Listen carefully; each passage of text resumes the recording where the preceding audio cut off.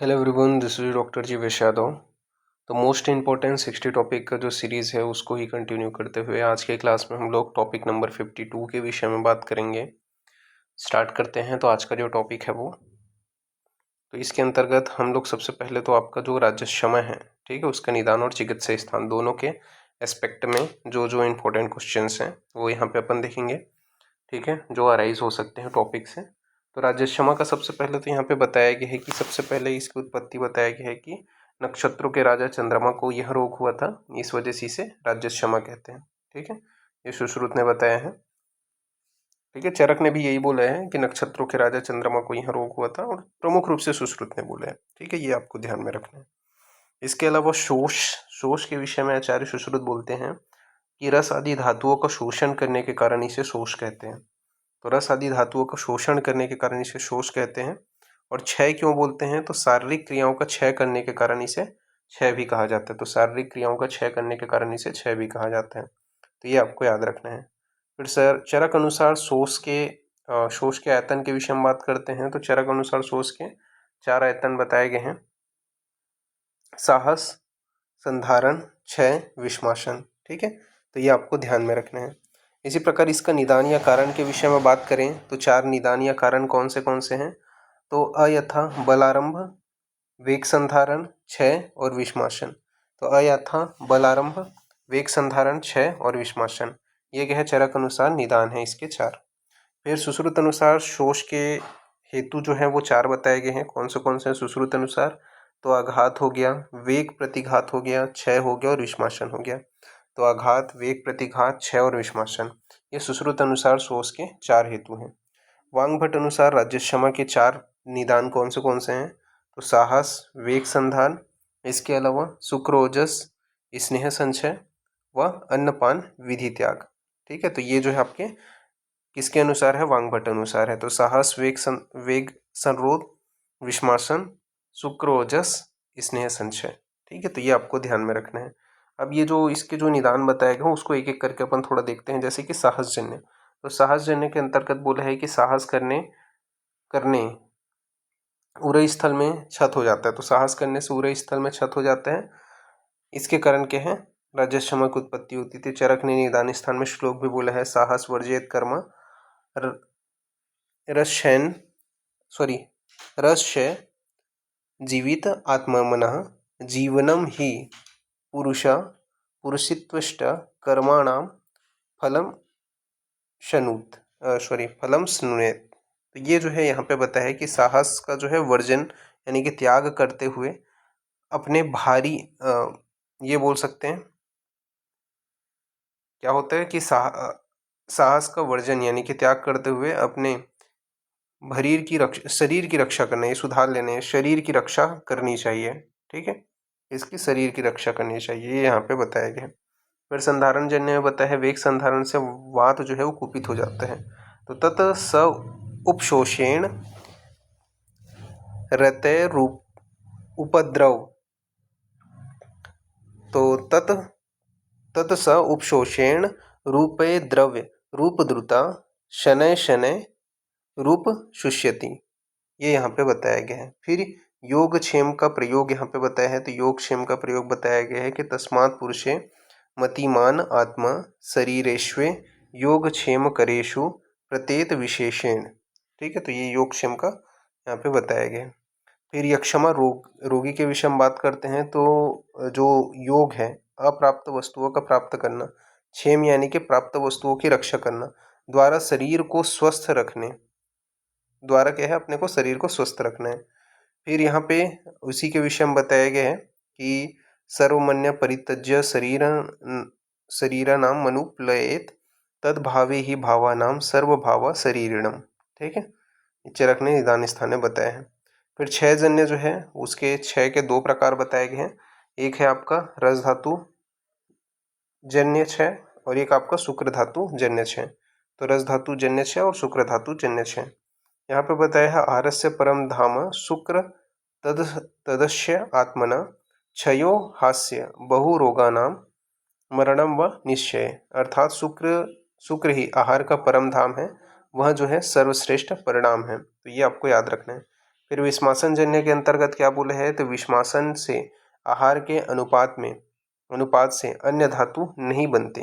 तो विषमासन से आहार के अनुपात से अन्य धातुएं नहीं बनती। यहाँ पे आपका बताया है हितांशी यस्य अन्मितांसी यस्य तत्काला भोजी जितेंद्रिया पश्येन रोगान बहु कष्टा बुद्धिमान विषमासना।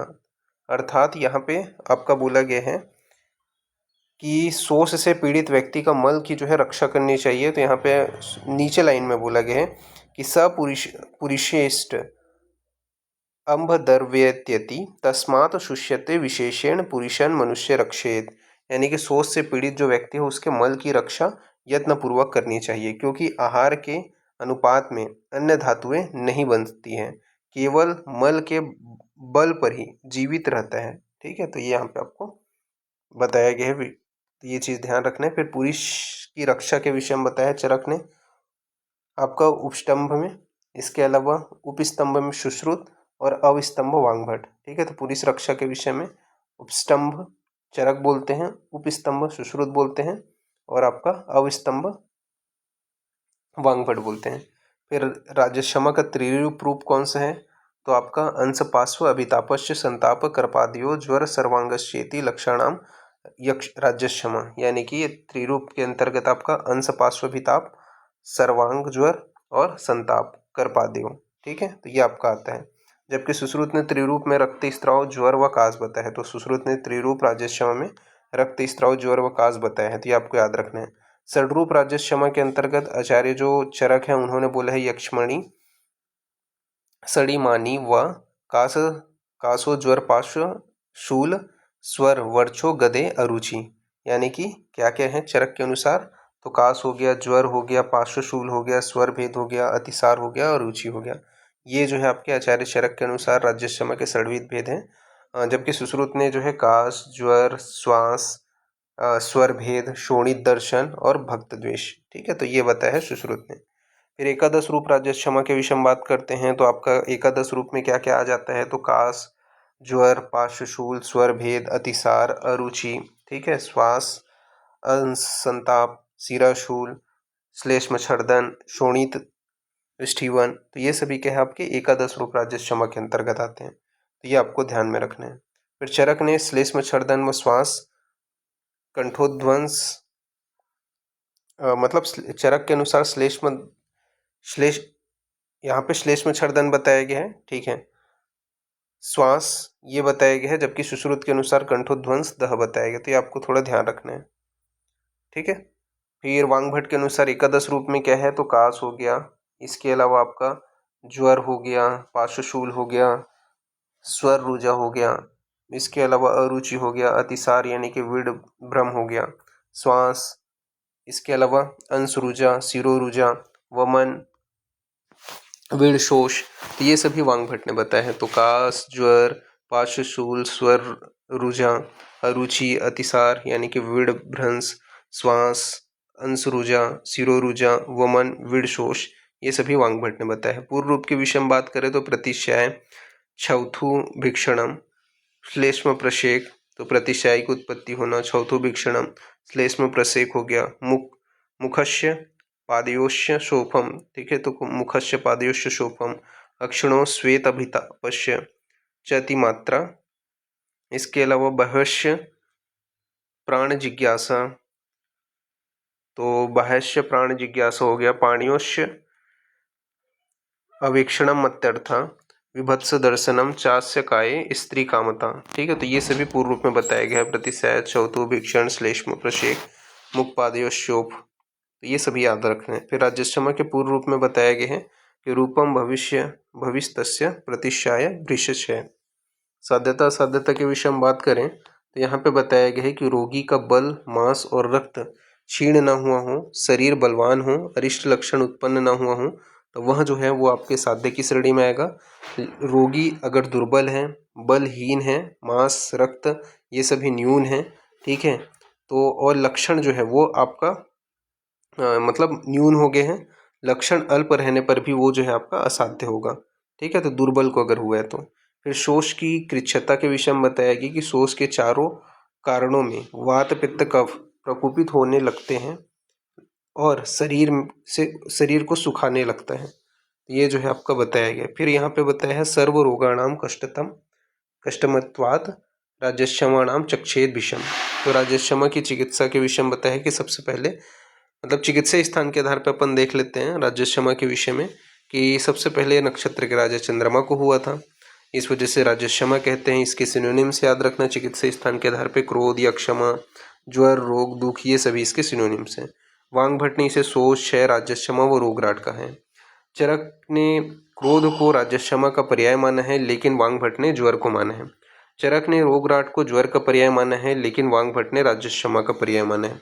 तो ये दोनों का डिफ्रेंशिएशन याद रखना, ठीक है, कि क्रोध को राजस्यमा का पर्याय कौन मानते हैं? चरक, लेकिन वांगभट्ट ने ज्वर का पर्याय माना है क्रोध को, ठीक है। इसी प्रकार चरक ने रोगराट ज्वर का पर्याय बताया है, जबकि लेकिन वांगभट्ट ने राजस्यमा को बोले हैं, ठीक है। तो ये आपको ध्यान में रखना है। तो नेक्स्ट अपन आगे बढ़ते हैं राजस्यमा के निदान के विषय में। तो राजस्यमा का निदान बताया है अयथा बलारंभ वेग संधारण क्षयम यक्ष्मणाम कारणम विद्या चतुर्थम विषमाशनम, ठीक है।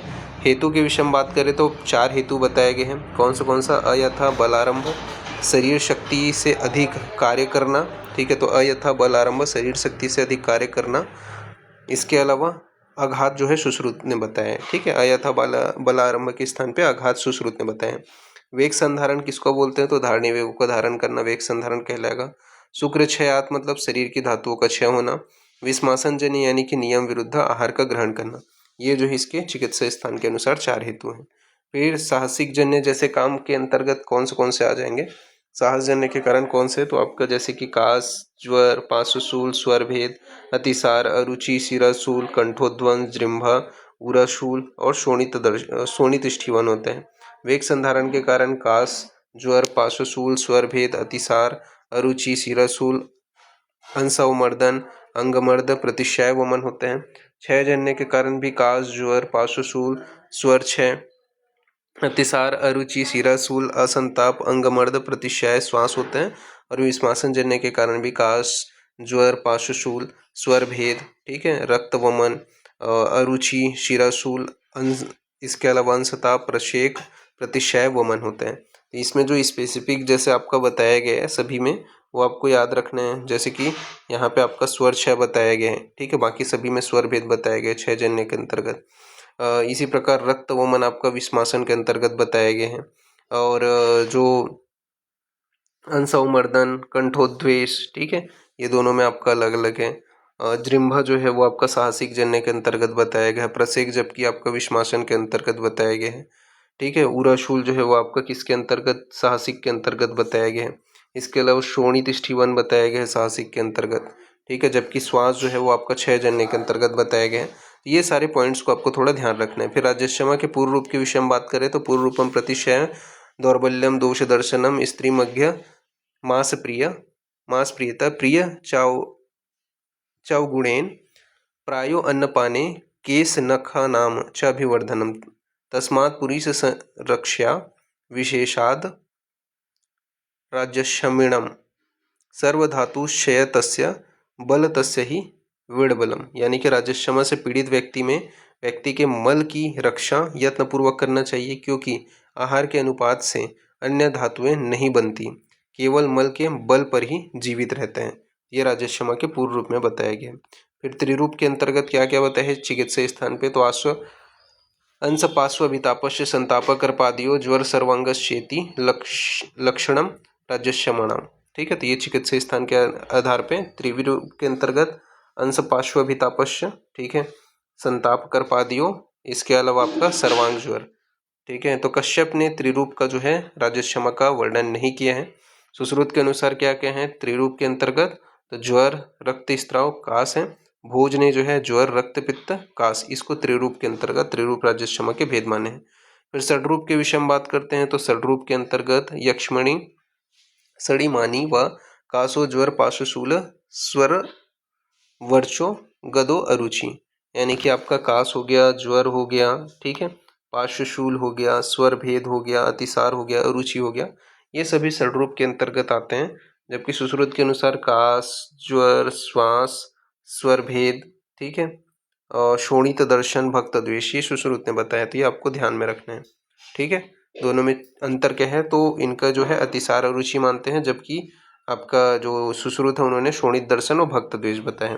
फिर राजस्यमा में कास का स्वरूप के विषय में बात करते हैं, तो पिच्छलम बहलम हरितम श्वेत पित्तकम, ये जो है बताया गया है। तो एकादश रूप राजस्यमा के विषय में बात करें तो कौन से आपके एकादश रूप में, तो वही आपके 11 कास, ज्वर, पार्श्वशूल, स्वर भेद, ठीक है, अतिसार हो गया, रुचि हो गया, श्वास हो गया, अंशताप हो गया, सीराशूल हो गया, श्लेष्म छर्दन हो गया, शोणी दृष्टिवन हो गया, ये एकादश रूप है। सुश्रुत ने एकादश रूप में चरकोक्त आपका श्लेष्म छर्दन, श्वास के स्थान पर कंठोध्वंस, दह माने हैं। फिर वांगभट्ट ने एकादश रूप में चरकोक्त अतिसार, शोणी दृष्टिवन के स्थान पे विड़भ्रम, विड़शोथ माना है, तो ये आपको ध्यान में रखना है। फिर राजस्यमा की साध्यता के विषय में बात करें तो रोगी की बल, मांस और रक्त क्षीण न हुआ हो और शरीर जो है बलवान हो, अरिष्ट लक्षण उत्पन्न न हुआ है, तो जब ये सभी चीज़ें अगर कंडीशन है तो साध्य होगा। लेकिन दुर्बल को हुआ है, बलहीन है, मांस रक्त न्यून है, ठीक है, लक्षण अल्प है, तो असाध्य होगा। फिर चिकित्सा सूत्र के विषय में बात करते हैं तो सर्व त्रिदोष यक्ष्मा दोषाणाम तो बलाबलम, यानी कि सभी प्रकार की राजस्यमा जो होता है वो त्रिदोष होता है, अतः दोष के बलाबल के अनुसार जो है चिकित्सा करनी चाहिए। राजस्यमा में जो है नाड़ी, यानी कि आपका नाड़ी हो गया, यानी कि बस्त मतस्य सिरो भी व नाड़ी स्वेद प्रयोजित, तो नाड़ी स्वेद यहाँ पे बताया गया है। इसके अलावा उपनह स्वेद हो गया, प्रदेह हो गया, प्रलेप हो गया, नस्य का प्रयोग करना है। व्रीहण हेतु अपन जो है अजा का मांस प्रयोग कर सकते हैं, जबकि सुश्रुत ने आपका प्रसह वर्ग के प्राणियों का मांस बताया है। आहार में अपन यव, गोधूम, शालिधान्य तथा मूलक व कुलत्थ यूष का प्रयोग कर सकते हैं। पेय पदार्थ में अपन जो है वारुणी मध्य का ऊपर का जो स्वच्छ भाग है, ठीक है, इसके अलावा माध्विक तथा पंचमूल साधित जो जल है उसका प्रयोग कर सकते हैं। जो स्वस्थ व्यक्ति वारुणी मध्य सर्वदा पीता है उसे राजस्यमा रोग नहीं हो सकता, ये चरक ने बोला है। स्नेह युक्त मृदु वमन विरेचन, तो दोष आदि का नाम वमन सश्येत सविरेचनम, ठीक है, तो ये स्नेह युक्त मृदु वमन विरेचन के विषय में है। कब प्रशेक तद विद्वान स्निग्ध उष्ण नैव विरजेत, कब प्रशेक को जो है स्निग्ध व उष्ण उपचार से जीता जा सकता है, तो ये यहाँ पे बताया गया है। राजस्यमा में चिकित्सकीय योग के विषय में बात करें तो घृत का अपने को प्रयोग करना है, तो रासना घृत, बला घृत, दशमूलाग्य घृत, वाशा घृत, खरजूर आदि घृत, ठीक है, पराशर जो घृत है, ठीक है, उसको चक्रदत्त ने बताया है। इसके अलावा पंचमूल घृत के अंतर्गत यक्ष्मणा सप्त बलम, सप्त उपद्रव नाशक जो अपने को पंचमूल घृत है उसका प्रयोग करना है। सड़पल घृत, तो स्रोतस संशोधन घृत जो है उसका अपने को प्रयोग करना है। सीतोपलादि चूर्ण के अंतर्गत यहाँ पे आपका कंटेन बताया है, सीतोपला, तुक्षिरी, पिपली, बहुला नाम त्वचा, ठीक है, तो ये जो है अपने को प्रयोग करना है सीतोपलादि चूर्ण, जिसके अंतर्गत आपका सीता यानी कि मिश्रित, तुक्षिरी, वंशलोचन, पिपली, इसके अलावा बहुला यानी कि छोटी इलायची, त्वचा यानी कि दालचीनी, ये 16:8, 8:4, 2:1 में होते हैं। इसका प्रयोग अपन श्वास, कास, पार्श्वशूल, कफ, पित्त विकार, कफ विकार, इसके अलावा आपका सुप्त जीवा हो गया, आरोचक हो गया, अल्प अग्नि हो गया, पार्श्वशूल में करते हैं। सीतोपलादी चूर्ण जो होते हैं उस सीतोपलादी चूर्ण को आद्रकाश में भी प्रयोग किया जाता है, सुप्त जीवा, आरोचक, अल्प अग्नि व पार्श्वशूल में। तालिस आदि चूर्ण को शुष्क काश में अपन प्रयोग करते हैं मूढ़वात अनुलोमक योग के रूप में, ठीक है। वांगभट्ट ने चरकोक्त सीतोपलादी चूर्ण के स्थान पे त्वग त्वग चरकोक्त जो आपका सीतोपलादी चूर्ण के स्थान पे त्वगेल आदि जो चूर्ण है उसका वर्णन किया है, तो ये आपको ध्यान में रखना है। इसके बाद में यवानी सड़व चूर्ण का यहाँ पे वर्णन किया गया है कि यवानी 1 कर्ष होता है, पिपली 100 नग होता है, मरीच 200 दाने होते हैं, शर्करा 4 फल होते हैं। इसका प्रयोग हम लोग हृदय रोग, प्लीहा विकार, पार्श्वशूल, विबंध, अनाह, श्वास कास, अर्श ग्रहणी विकार नाशक होते हैं। तालिस आदि चूर्ण जो है तो इसके अंतर्गत क्या होता है, तो आपका कंटेंट बताया है, तालिस पत्र, मरीच, नाग केसर, पिपली, सुबह यथा योक्तर भाग वृद्धे त्वग एला च अर्धभागिने, यानी कि अपन जो है 8 घटक हैं, जैसे कि तालिशपत्र, मरीच, शुंठी, पिपली, वनसुलोचन, ये क्रमशः अपन को बढ़ाते जाना है। 1 भाग, 2 भाग, 3 भाग, 4 भाग, 5 भाग, ऐसे करके। त्वग, एला और तालिशपत्र से आधी मात्रा में, चीनी, पिपली से 8 गुना मात्रा में लेते हैं। इसका जो प्रयोग है तालिशपत्र का, काश्वास रुचि, ठीक है, हृदपांडु, ग्रहणी दोष, प्लीहा, ज्वर आप हम बताए गए हैं। इसके अलावा जुगुत्स चिकित्सा के विषय में बताया गया है कि राजस्व में जुगुत्स चिकित्सा का विधान बताया गया है, यानी कि गृह, उल्लू, नीलकंठ के मांस को मोर का मांस कह करके खिलाना, कौवे के मांस को तीतर का मांस कह करके खिलाना, ये यहाँ पे बताया गया। फिर बौद्धिक चिकित्सा के अंतर्गत राजस्व में वैदिक चिकित्सा के अंतर्गत राजस्व में वैदिक चिकित्सा का उल्लेख मिलता है। राजस्व में रोगी के बल मांस की वृद्धि के लिए क्षीण चिकित्सा में उपदेशित जो पथ्य है उसका प्रयोग करना चाहिए। ये चीज़ें यहाँ पे बताया गया है, ठीक है। इस प्रकार से ये जो पॉइंट है राजस्व का वो यहाँ पे फिनिश होता है। नेक्स्ट जो क्लास है उसमें आगे कंटिन्यूशन करेंगे। तो अभी के लिए इतना ही। Thank you class.